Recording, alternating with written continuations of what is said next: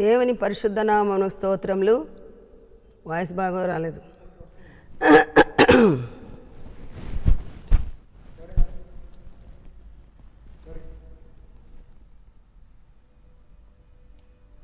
దేవుని పరిశుద్ధ నామమునకు స్తోత్రములు. మీ అందరికీ వందనాలు తెలియజేస్తున్నాను. దేవుని ప్రియమైన బిడ్డలారా, ఈ యొక్క సమయంలో ఈ టీవీ ద్వారా యేసు ప్రభువారు సిలువలో పలికినటువంటి మాటలను ధ్యానించడానికి మరి 3వ మాటను మరి ధ్యానిద్దాము. యోహాను రాసిన సువార్త 19వ అధ్యాయము 25 వచనము నుండి 27 వచన భాగాల్లో ఈ విధముగా వ్రాయబడి ఉంది. అమ్మా, ఇదిగో నీ కుమారుడు అని తన తల్లితో చెప్పెను. తరువాత తన శిష్యుని చూచి ఇదిగో నీ తల్లి అని చెప్పెను. ఆ గడియ నుండి ఆ శిష్యుడు ఆమెను తన ఇంట చేర్చుకొనేను. దేవునికి స్తోత్రం. ప్రార్థన చేసుకుందాం. ప్రేమగల మా పరలోకపు తండ్రి, పరిశుద్ధాత్మ దేవ, మీకు వందనాలు, స్తుతులు, స్తోత్రాలు చెల్లిస్తున్నాం. ఈ యొక్క ప్రభువా, నీ యొక్క శ్రమలను మేము ధ్యానించుకుంటూ 40 దినములు ఉపవాస ప్రార్థనలు చేస్తూ ఈ యొక్క లోకమందంతటా నీ శ్రమలను ధ్యానిస్తూ ఉండగా ప్రతి వారి జీవితములు నీ స్వారూప్యంలోనికి మలచబడినట్లు మీరే గొప్ప కార్యమును జరిగించి మహిమ పొందుకోమని త్వరలో రానైన యేసు క్రీస్తు నామమున వేడుకొని ప్రార్థిస్తున్నాం మా పరలోకపు తండ్రి, ఆమేన్. దేవుని బిడ్డలారా, ఈ యొక్క సమయంలో ఈ యొక్క 3వ మాటను ధ్యానించడానికి ప్రభు అయిన యేసు ఈ యొక్క లోకంలోనికి ఎందుకు రావలసి వచ్చింది, పాపి అయిన మానవుని క్షమించి పాపము నుండి విడిపించి తనతో సమాధాన సంబంధాన్ని ఏర్పాటు చేసుకోవడానికి ఈ లోకానికి నరావతారిగా జన్మించి 33.5 సంవత్సరములు జీవించి 3.5 సంవత్సరములు సేవా జీవిత పరిచర్యలో అనేక అద్భుతాలు, ఆశ్చర్య కార్యములు జరిగించి, స్వస్థత కార్యములు జరిగించి, చనిపోయిన వారిని లేపి ఆయన దైవ కుమారుడుగా ఆయన పేరు తెచ్చుకున్నాడు. అంత మాత్రమే కాదు, మానవుని వలె ఉండి, మానవుని వలె తిని, మానవుని వలె త్రాగి, మానవుని వలె ఆకలిగొని, మానవుని వలె దాహముగొని, మానవుని వలె వివాహములకు హాజరై, అయినప్పటికీ ఆయన పాపము లేనివాడుగా పరమ పవిత్రుడైన తండ్రి చేత పంపించబడిన దేవకుమారుడుగా తన్ను తాను రుజువు చేసుకున్నాడు. ఈ మానవుని పాపము నుండి విడుదల చేయడానికి ఆయన సిలువలో ఆయన రక్షణ కార్యమును జరిగించినట్లుగా పరిశుద్ధ గ్రంథమైన బైబిలు ప్రబోధిస్తూ ఉంది. యేసు ప్రభువారు ఆ యొక్క మహాశ్రమలను అనుభవిస్తూ గొల్గొతా కొండ మీద సిలువలో తన ప్రాణాన్ని బలి అర్పించడానికి అంగీకరించి ఆ యొక్క మరి తన విరోధులు, తన శత్రువులు వ్యతిరేకముగా మాట్లాడి నిందించి హింసించి అబద్ధమైన సాక్ష్యములు పలికినప్పుడు ఆయన నోరు తెరవకుండా వదకు తేబడిన గొర్రెవలే మౌని అయినట్లుగా మనం చూస్తూ ఉన్నాం. ఆయన ఇన్ని శ్రమలను అనుభవించడానికి కారణం ఏంటి? భయంకరమైన శాపగ్రస్తమైన ఆ మరణమును, సిలువ మరణమును ఆయన ఎందుకు అంగీకరించవలసి వచ్చింది అని మనం ఆలోచించినప్పుడు ఈ శ్రమ, ఈ బాధ, ఈ వ్యాధి ఎంత గొప్పగా ఉందంటే సిలువలో ఆయనను, సిలువ శ్రమలను ఆయనను మరణము బంధించలేదు అని మనకు మరలా తను తాను రుజువు చేసుకుంటూ ఉన్నాడు. దేవునికి స్తోత్రం. భయంకరమైనటువంటి హింసకు ఆయన గురయ్యాడు. ఎంతో ఆ భయంకరమైన ఎండలో ఆయన తీవ్రమైన మరణ వేదనతో పోరాడుతున్నప్పుడు కూడా ఆ సిలువలో నుండి క్రిందికి చూచినప్పుడు ఒక చిన్న గుంపు ఆయనకు కనిపిస్తూ ఉంది. ఆ గుంపులో మగ్దలేని మరియా, యేసు తల్లి అయిన మరియా, ఆమె సహోదరి అయిన మరియా, క్లోఫా భార్య అయిన మరియా ఆయనకు కనిపిస్తున్నారు. వారితో కూడా యేసు ప్రభువు యొక్క ప్రియమైన శిష్యుడు యోహాను గారు కూడా కనిపిస్తున్నట్లుగా మనం చూస్తున్నాం దేవుని యొక్క వాక్యంలో. ఆ యొక్క గుంపులో ఉన్నటువంటి ఆ ప్రియమైన శిష్యుడు యోహానుతో ఆయన చెప్తున్నారు, ఆయన తల్లి యొక్క బాధ్యతను శిష్యుడగు యోహానుకు అప్పగించినట్లుగా మనం చూస్తూ ఉన్నాం. ఇంత భయంకరమైనటువంటి వేదన అనుభవిస్తూ ఆయన వీపు చీల్చబడి ఉన్నది.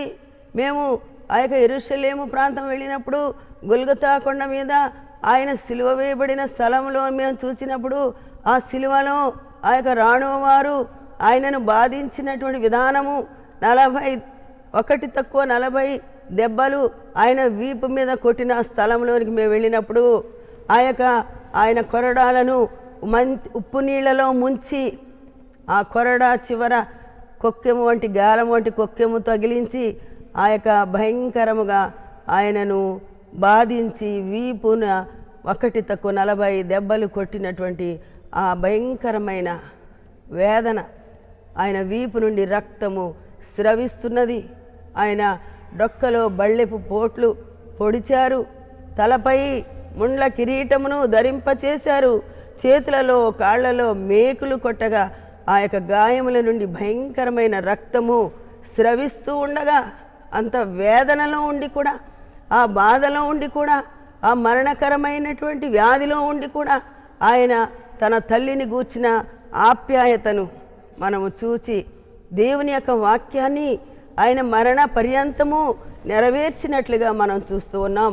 నిర్గమాకాండము 20వ అధ్యాయము 12వ వచన భాగంలో నీ తల్లిని నీ తండ్రిని సన్మానింపుము అనేటువంటి వాక్యాన్ని ఆయన జ్ఞాపకం చేసుకొని తన ప్రియమైన శిష్యుడగు యోహానును పిలిచి ఆ తల్లిని సంరక్షణ నిమిత్తమై ఆమెను ఆయనకు అప్పగించినట్లుగా మనం దేవుని యొక్క లేఖన భాగంలో చూస్తూ ఉన్నాం. దేవునికి స్తోత్రం. ఆయన ఏమని అంటున్నాడంటే, ఆయన మరణించవలసి ఉంటుంది కాబట్టి ఆయన తండ్రి చిత్త ప్రకారముగా తండ్రిని యొక్క ఆత్మను తండ్రి చేతికి కుమారుడైన యేసు తన ఆత్మను అప్పగించవలసినటువంటి ఆ సమయము ఆసన్నమవుతున్నది. కాబట్టి తన తల్లిని గూర్చినటువంటి బాధ్యత ఆయన ఆ యొక్క యోహానుకు అప్పగించినటువంటి విషయాన్ని మనం చూస్తూ ఉన్నాం. ఆ తల్లి కూడా తన యొక్క కన్య అయిన మరియ తన గర్భంలో ఈ యొక్క తండ్రి అయిన దేవుని ద్వారా పరిశుద్ధాత్మ ద్వారా ఆ యొక్క గర్భంలో పడినటువంటి ఈ యొక్క శిశువుని గూర్చి తలపోసుకుంటూ ఉన్నప్పుడు ఆయన 33.5 సంవత్సరములు ఆయనతో కలిసి నడిచి ఆ సేవలో పాలిభాగస్తురాలుగా ఉన్న ఆ తల్లి ఆయన బాధలను చూచి ఆ వేదనను చూచి మౌనముగా ఆమె రోధిస్తున్నట్లుగా మనం చూస్తున్నాం. ఆమె ప్రేమ ఎంత బలవంతమైనదంటే ఆయన శిలువ మరణ పర్యంతము ఆయనతోనే అక్కడ నిలిచి రోధిస్తున్నటువంటి తల్లిని ఓదారుస్తున్నట్లుగా మనం చూస్తున్నాం. దేవునికి స్తోత్రం. తల్లుల యొక్క ప్రేమ, స్త్రీ యొక్క ప్రేమ ఈ యొక్క దేవుని మీద ఎంత మరి బలమైన ప్రేమగా ఉంటున్నది అనేటువంటి విషయాలు మనం తలంచినప్పుడు దేవుని యొక్క పరిశుద్ధ గ్రంథంలో ఏ స్త్రీ కూడా ఈ యొక్క యేసు ప్రభువుని సిలువ వేయండి అని వ్యతిరేకించిన వారిలో స్త్రీలు లేరని చెప్పాలి. ఎక్కడా కూడా ఏ సువార్తికుడు కూడా ఈయనను సిలువకు అప్పగించిన వారిలో స్త్రీలు ఉన్నట్లుగా వ్రాయబడి ఉండలేదు. పైగా స్త్రీలు తమ ఆస్తులను అమ్మి ఆయన యొక్క సేవా పరిచర్యలో వాడిన వారున్నారు. ఒక స్త్రీ అయితే ఆయన యొక్క మరి మరణమును గూర్చి ఆయనను ఆ నూనెతో అభిషేకించినటువంటి స్త్రీ కూడా ఉన్నట్లుగా మనం చూస్తూ ఉన్నాము. అంతేకాకుండా దేవుని బిడ్డలారా, స్త్రీలు ఆయనతో సేవా పరిచర్యలో తిరిగినటువంటి వారు ఉన్నారు. ఆయన శిలువ పర్యంతము ఆ శిలువ దగ్గర మౌనంగా రోధించే వారిలో స్త్రీలు ఉన్నట్లుగా మనకు కనిపిస్తూ ఉంది. అంతేకాకుండా స్త్రీ పిలాతు భార్య ఈయన విషయమై ఈయన నిర్దోషి అని నీతిమంతుడని ఆమె భర్తకు సలహా ఇవ్వడం కూడా పరిశుద్ధ గ్రంథంలో మనం చూస్తున్నాం. అదే విధముగా మొట్టమొదటిగా క్రీస్తు పునరుద్ధానము తర్వాత తెరవబడిన సమాధి దగ్గరకు వచ్చినది కొందరు స్త్రీలు. ఆయన మొట్టమొదటిగా పునరుద్ధాన సందేశమును ఇచ్చినది మగ్దలేని మరియ. ఆమె వెళ్ళి యేసు తన శిష్యులతో చెప్పమన్నటువంటి వాక్కులు ఆయన లేడు, ఆయన లేచి ఉన్నాడు అనేటువంటి సందేశాన్ని మగ్దలేని మరియ ఇవ్వడం ద్వారా ఆమె అపోస్తులకు అపోస్తులురాలుగా మరి చెప్పబడుచున్నది. She is apostle of apostles. దేవునికి స్తోత్రం. అంత గొప్ప భాగ్యాన్ని దేవుడు స్త్రీకి ఇచ్చినందువలన దేవుని యొక్క మరి గ్రంథములో కొందరు స్త్రీల యొక్క పేర్లు నేటికి మనం జ్ఞాపకం చేసుకొని వారి జీవితాలలో నీ మంచి లక్షణములను మనమును నేర్చుకొనవలసి ఉంటున్నాం. సిమియోను ఆ యొక్క దేవాలయంలో యేసును మరి ఆ యొక్క దేవాలయంలో ఆయనను తీసుకొని వెళ్ళినప్పుడు ఆయన అంటున్నాడు, నీ యొక్క గుండెల నుండి ఒక కత్తి దూసుకొని పోతుంది అని మరియకు చెప్పిన ఆ విషయాలను కూడా ఆమె జ్ఞాపకం చేసుకుంటూ ఉంది. స్త్రీలు అయితే శరీరరీత్యా అబలులు కానీ ప్రేమలో బలవంతులు అని ఆమె ద్వారా మనము తెలుసుకోగలుగుతూ ఉన్నాం. దేవునికి స్తోత్రం. ఈ విధముగా మానవుని యొక్క పతనంలో స్త్రీ పాత్ర వహించినప్పటికీ రక్షకుని ఈ లోకానికి తేగలిగినది స్త్రీయే అని చెప్పక తప్పదు. అందువలన దేవుడు మరి తనతో తల్లి సంబంధము విడిపోయి రక్షకుని సంబంధము ఆమె కలిగి ఉన్నట్లుగా ఇప్పుడు మనము చూస్తున్నాం.